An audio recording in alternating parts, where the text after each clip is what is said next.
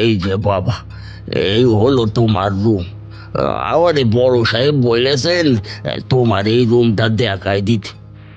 ধন্যবাদ কাকা আপনাকে। আপনি আমার জিনিসপত্র আনতেও সাহায্য করেছেন। তা বড় বিষয় নয়, তুমি বরং তোমার কাম কর, আমি যাই। প্রয়োজন হইলে ডাক দিও। আচ্ছা কাকা, ঠিক আছে, আমি প্রয়োজনে আপনাকে জানাবো।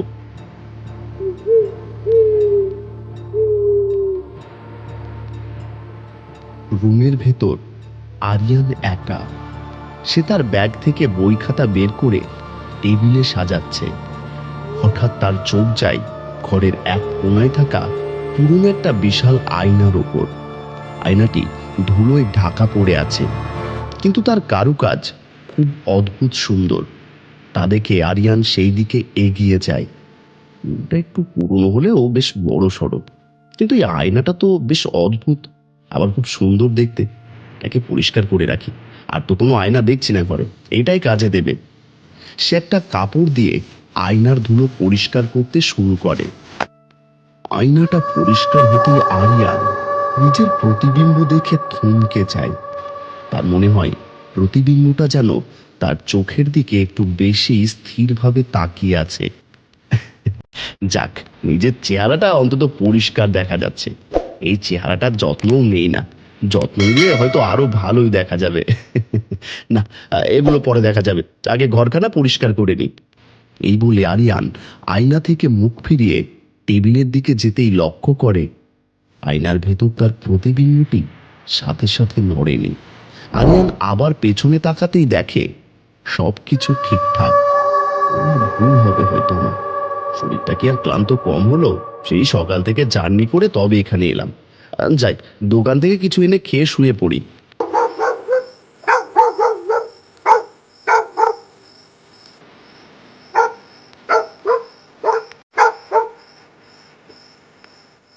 এই আপনারে তো এখানে আগে কখনো দেখি নাই। এই আপনি কি এইদিকে নতুন আইছেন? তা কই উঠছেন? জি, আমি এখানে নতুন এসেছি। রাজহলে 404-এ উঠেছি আমি। অন্য কোথাও সিট পাচ্ছিলাম না, আর এখানে কম দামে পেয়েছি, তাই আর হাতছাড়া করিনি। আসলে আমি তো শুনছি ওইখানে কেউ থাকে না। থাকি না? কিন্তু কেন? রাজহল তো ভালোই আছে, আর বেশ বড়সড় জায়গা। আর কেয়ারটেকার নিজে আমায় পৌঁছে দিল তো। কি আর টিকার কি সব কনা, ওইখানে তো কেউই নাই। আজ থেকে প্রায় 10-15 বছর আগের কথা। এই রুমে এক পোলা থাকতো, আপনার মতোই দেখতে আসছিল। এই পোলা মাঝরাতে আয়নার লগে কথা কইতো। একদিন সকালে দেখা গেল রুম খোলা, সব মালপত্র পইরা আছে, কিন্তু পোলাটার আর খুঁজা পাওয়া গেল না। ধুর মামা, নিখোঁজ হয়েছে তা তো পুলিশের ব্যাপার, হয়তো অন্য কোথাও চলে গেছে। আর আয়নার সাথে কথা বলার ব্যাপারটা আপনার মনের ভুল। আমরা তো মূর্খ মানুষ, আমাকে কথা বিশ্বাস না হওয়াই স্বাভাবিক।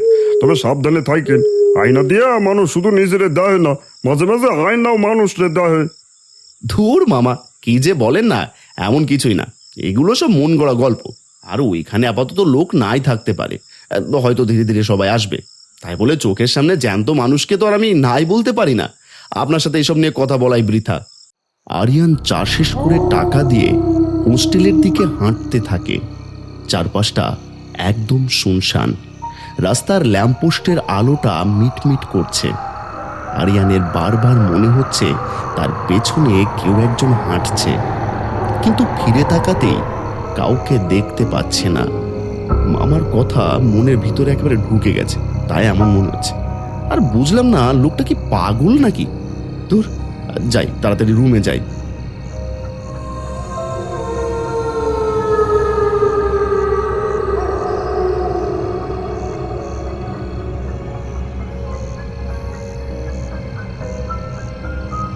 এই পুরনো বাড়িগুলোর সমস্যাই এটা।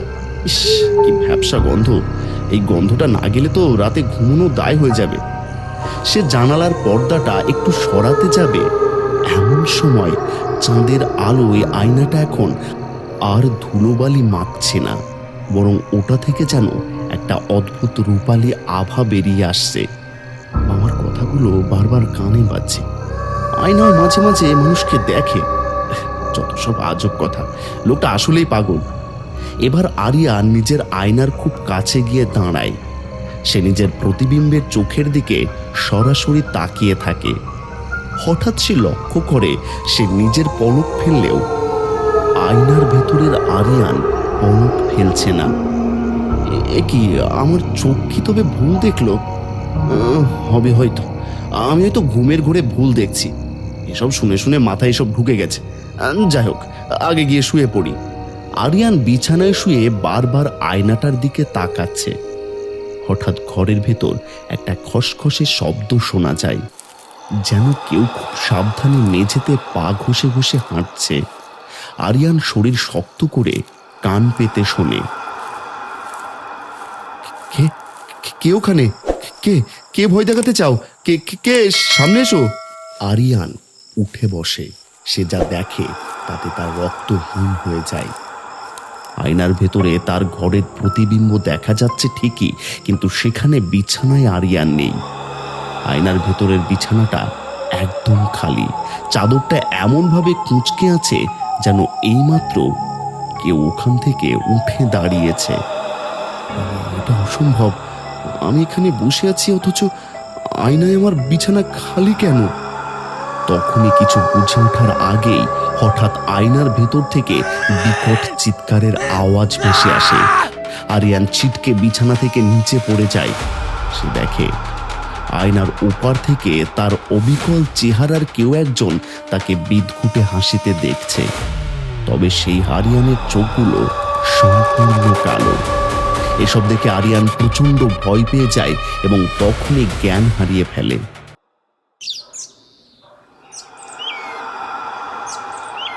পরদিন সকালে আরিয়ান ঘুম ভেঙে দেখে সে মেঝেতে পড়ে আছে। জানালার ওপারে পাখির কিচিরমিচির শুনে সে উঠে বসে। সে দ্রুত উঠে আয়নার সামনে যায়। আয়নাটা এখন একদম স্বাভাবিক, কিন্তু আয়নার ঠিক নিচে মেঝেতে সে একটা পুরনো ছেঁড়া কাগজ পড়ে থাকতে দেখে। এটা কি কাল রাতেও এখানে ছিল? কই, আমার তো এমন কিছু মনে পড়ছে না। কাগজটার ভাঁজ খুলতেই সে দেখে ওটা একটা হাতে আঁকা স্কেচ। একটা ছেলের ছবি, যার চেহারা হুবহু আরিয়ানের মতোই। স্কেচটির নিচে লাল কালিতে লেখা পরবর্তী শিকার। আরিয়ান তা দেখে শিউরে ওঠে। ঠিক তখনই দরজায় টোকা পড়ে। কেয়ারটেকার কাকা চা নিয়ে দাঁড়িয়ে আছেন। বাবা, বেঁচে আছো তো? মানে বলছিলাম যে চাটা খেয়ে নাও। আরিয়ান চায়ের কাপ হাতে নিয়ে কেয়ারটেকারের দিকে স্থির দৃষ্টিতে তাকিয়ে থাকে। কেয়ারটেকার চলে যাওয়ার জন্য পা বাড়াতেই আরিয়ান তাকে পিছু ডাকে। কাকা, 1 মিনিট দাঁড়ান। আপনি কি একটু আগে বললেন না বেঁচে আছো তো? মানেটা কি? আপনি কি জানতেন কাল রাতে আমার সাথে কিছু ঘটবে? না বাবা, ও যে দোকানের ছেলেটা তোমাকে কি কি বলেছিল, ওই সব ভেবেই আমি একটু চিন্তায় ছিলাম, আর কিছু না। তাহলে এই কাগজটা এখানে কেন? এই ছবিতে হুবহু আমার মতো দেখতে ছেলেটা কে? আর যার নিচে লেখা পরবর্তী শিকার? আর আপনি কি করে জানলেন কাল চাওয়াল আমায় কি বলেছে? এটা আবার করতে গিয়ে এলো? বাবা, বাবা আমারে জড়াইও না, আমি গরিব মানুষ। এই রুমের চাবি বড় সাহেবের কাছে থাক, আমি শুধু খুলি আর বন্ধ করি। কেন বাপ, তুমি কি ভয় পাইছো? যে আমাকে ভয় দেখাচ্ছে তাকে আমি দেখতে চাই। এই ছবির ছেলেটার পরিচয় আপনি জানেন? আপনি প্লিজ বলুন। ওইটা ওইটা অর্ক। 10 বছর আগে ঠিক তোমার মতোই ওই আয়না পরিষ্কার করেছে। তারপর থেকেই ওই আয়নার ভেতরেই ওরে দেখা যাইতো, কিন্তু বাস্তবে ও নাই। ও আয়না যারে টানে তারে শেষ করে দেয় স্যার, এই বলে দিচ্ছি। আরিয়ান কিছু বুঝে ওঠার আগেই কেয়ারটেকার অদ্ভুতভাবে হাসতে হাসতে সেখান থেকে চলে যায়। এবার আরিয়ান সিদ্ধান্ত নেয় যে এই হোস্টেলের পুরনো ইতিহাস ঘাঁটবে। সে শহরের পুরনো লাইব্রেরিতে যায়। সেখানে পুরনো খবরের কাগজ খুঁজতে খুঁজতে সে একটা খবর পায়। সেটাই লেখা, রাজহল হোস্টেলের ছাত্র নিখোঁজ, এখনো রহস্য কাটেনি। এই তো সেই ছেলেটা, অর্ক। কিন্তু খবরের নিচে ছোট করে লেখা, আয়নাটি জমিদার প্রতাপ নারায়ণের বংশের। আরিয়ান বুঝতে পারে এই আয়নার রহস্য আজকালের নয়, এটা অনেক পুরনো। সে ডায়েরিতে কিছু নোট নিতে শুরু করে। হঠাৎ তার আশেপাশে সেই পায়ের শব্দ আবারও সে শুনতে পায়। সে বুঝতে পারে এখানেও সেই আত্মা তার পিছু নিয়েছে। ও আমার পিছু ছাড়ছে না, দিনের আলোতেও এখনো আমার সাথে আছে। আরিয়ান রুমে ফিরে আসে। সে আজ আয়নাটাকে ভয় পাবে না বলে ঠিক করেছে। সে বাজার থেকে একটা বড় কালো কাপড় কিনে এনেছে, তা দিয়ে আয়নাটাকে ঢেকে দেয়। দেখি তুমি কি করো, তোমার মায়া তুমি দেখবো না, এবার তুমিও আমায় দেখবে না। আরিয়ান টেবিল ল্যাম্প জ্বালিয়ে পড়তে বসে, কিন্তু রুমের ভেতর হঠাৎ করেই তাপমাত্রা কমতে থাকে। আরিয়ানের নিঃশ্বাস ধোঁয়ার মতো বের হচ্ছে। সে লক্ষ্য করে কালো কাপড়টা ধীরে ধীরে মেঝেতে পড়ে যাচ্ছে, যেন ওপার থেকে কেউ ওটা টেনে নামিয়ে দিচ্ছে। কে তুমি? সামনে এসো, লুকোচুরি বন্ধ করো। আয়না থেকে কালো কাপড়টা পুরোপুরি সরে যায়। আরিয়ান দেখে আয়নার ভেতরটা এবার আর তার রুম নয়, বরং একটা অন্ধকার জেলখানার মতো ঘর। আর সেই ঘরের এক কোণায় অর্ক বসে আছে, তার শিকল পরা হাত দুটো আয়নার দিকে বাড়ানো। পালাও পালাও আরিয়ান, ও আসছে, ও আয়না থেকে বের হওয়ার পথ পেয়ে গেছে। অর্কর কথা শেষ হতে না হতেই আয়নার ভেতরে সেই অন্ধকার জেলখানার ঘরটা কাঁপতে শুরু করে। আরিয়ান দেখল অর্কর পেছনে অন্ধকারের ভেতর থেকে বিশালাকার একটা ছায়া ক্রমশ এগিয়ে আসছে। ছায়াটার চোখগুলো আগুনের মতো জ্বলছে। ওটা ওটা কে? অর্ক? ওটা ও জমিদার প্রতাপ নারায়ণ, যে নিজের অমরত্বের জন্য এই আয়নার মানুষের আত্মা বন্দি করে। পালাও পালাও আরিয়ান, পালাও। হঠাৎ আয়নার কাছটা তরল হয়ে যেতে শুরু করে, ঠিক যেন জলের ঢেউ।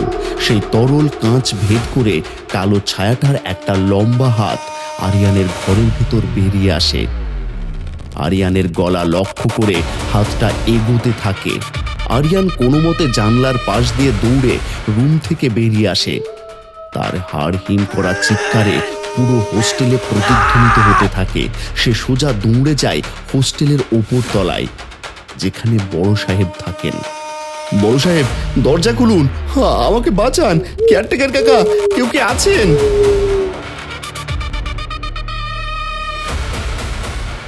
বড় সাহেব, 404 নম্বর রুমের আয়নাটা, ওটা থেকে কেউ বেরিয়ে আসছে, অর্ক ওখানে বন্দি। আমি জানি আরিয়ান, আমি তো তোমাকে ওই রুমটা দিয়েছি। 10 বছর পর আবার সুযোগ এসেছে। মানে? চেহারাটা ধীরে ধীরে আরিয়ানের দিকে ঘোরে। আরিয়ান দেখে বড় সাহেবের কোনো মুখ নেই, সেখানে শুধু একটা ধোঁয়াটে অবয়ব। মানে মানে কি বলছেন? আর আপনি কে? আমি কে? আমি কে? আমি চলার সেই প্রতাপ নারায়ণ। তাহলে তাহলে আয়নার ভিতর সে কে? আমার অবস্থান সর্বত্র আরিয়ান। আমার ফাঁদে তুমি পা দিয়েছো, এবার কি করে পালাবে এই হোস্টেল থেকে? তুমি যেখানেই যাও না কেন তোমাকে এই রাজহলেই ফিরতে হবে। তুমি যে এখন আমার মায়ার বন্দী। আরিয়ান পেছন ঘুরে এক দৌড়ে বড় সাহেবের ঘর থেকে পালিয়ে আসতে সক্ষম হয়। সে বুঝতে পারে পুরো হোস্টেলটা একটা ফাঁদ।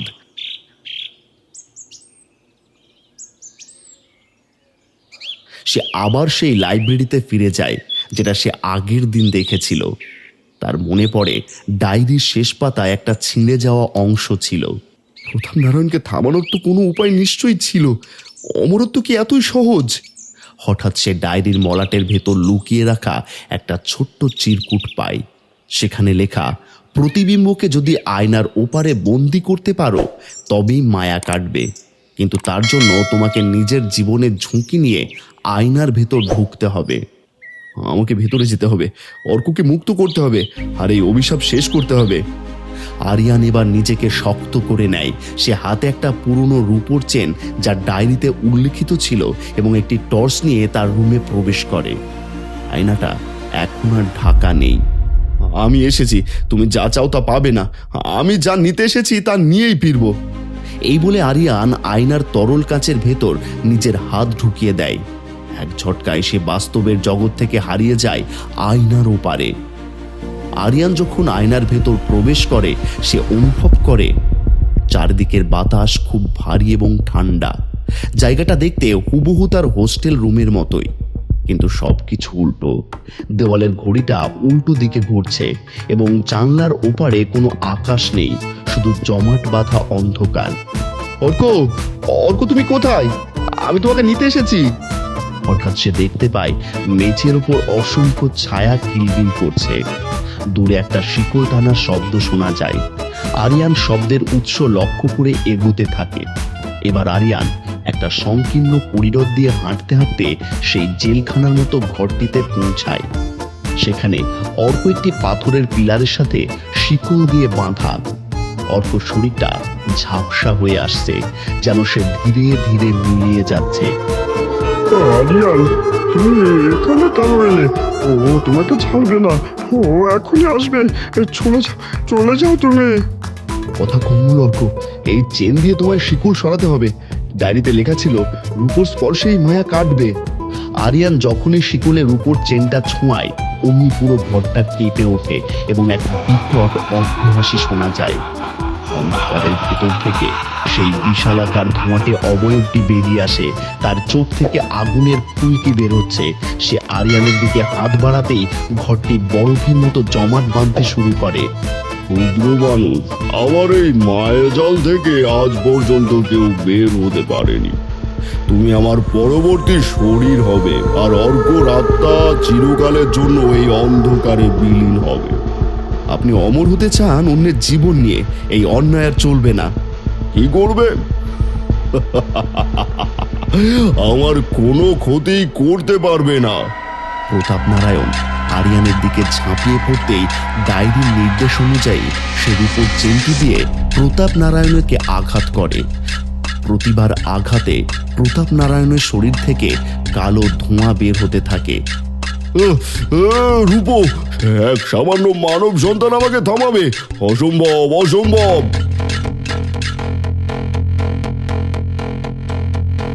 অর্ক, অর্ক উঠে দাঁড়াও, আমাদের এখনই পালাতে হবে। আয়নার ওপারটা বন্ধ হয়ে যাচ্ছে। অর্ক, অর্ক ধরো, ধরো আমার হাত ধরো, আমাদের এখনই তরল আয়নার কাছে পৌঁছতে হবে। জেলখানার ঘরটি বালির প্রাসাদের মতো ভেঙে পড়তে শুরু করে। প্রতাপ নারায়ণ দাউ দাউ করে জ্বলে উঠতে শুরু করে, কিন্তু তার কালো ধোঁয়াটে হাতগুলো তখনও আরিয়ানদের ধরার চেষ্টা করছে। আরিয়ান আর অর্ক সেই সরু করিডর দিয়ে পাগলের মতো দৌড়চ্ছে। ওই তো জানলার মতো দেখা যাচ্ছে, ওটাই আমাদের ফেরার পথ। আরিয়ান, প্রতাপ নারায়ণ আমাদের পেছনে আছে। ও একা মরবে না, ও আমাদেরও নিয়ে যাবে। অর্ক, ভয় পেও না, আমি থাকতে তোমার কিচ্ছু হবে না। একসাথে ঝাঁপ দাও, 1, 2, 3। তারা দুজনেই যখনই সেই তরল কাঁচের ভেতর দিয়ে ঝাঁপ দেয়, প্রতাপ নারায়ণের একটি দীর্ঘ হাত আরিয়ানের পা টেনে ধরে। আরিয়ান এক মুহূর্তের জন্য থেমে যায়। আমাকে আমাকে ছাড়। আরিয়ান তার হাতের রূপোর চেনটি প্রতাপ নারায়ণের সেই ধোঁয়াটে হাতের কবজিতে পেঁচিয়ে দেয়। সাথে সাথে আগুনের ফুলকি ছিটকে ওঠে এবং প্রতাপ নারায়ণ এক বীভৎস আর্তনাদ করে তাকে ছেড়ে দেয়।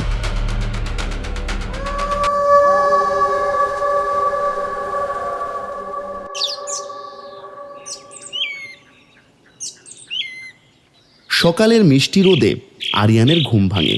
সে দেখে সে তার রুমের মেঝেতে শুয়ে আছে। তার সামনে থাকা সেই বিশাল আয়নাটি শত বিভক্ত হয়ে মেঝেতে ভেঙে পড়ে আছে। আরিয়ান পাশের দিকে তাকিয়ে চমকে ওঠে। তার পাশের মেঝেতে আরও একজন বসে আছে। সেটা আর কেউ নয়, অর্ক। আমরা পেরেছি আরিয়ান, 10 বছর পর আমি আবার সূর্যের আলো দেখছি। আরিয়ান জানলার বাইরে তাকিয়ে দেখে হোস্টেলটা একদম সাধারণ লাগছে। কেয়ারটেকার বা সেই মুখহীন বড় সাহেবের কোনো চিহ্ন নেই, যেন তারা ওই আয়নার অভিশাপের সাথেই বিলীন হয়ে গেছে। আরিয়ান বুঝতে পারে আয়নার ওপারে যে মায়া ছিল, আজ তার অবসান হয়েছে।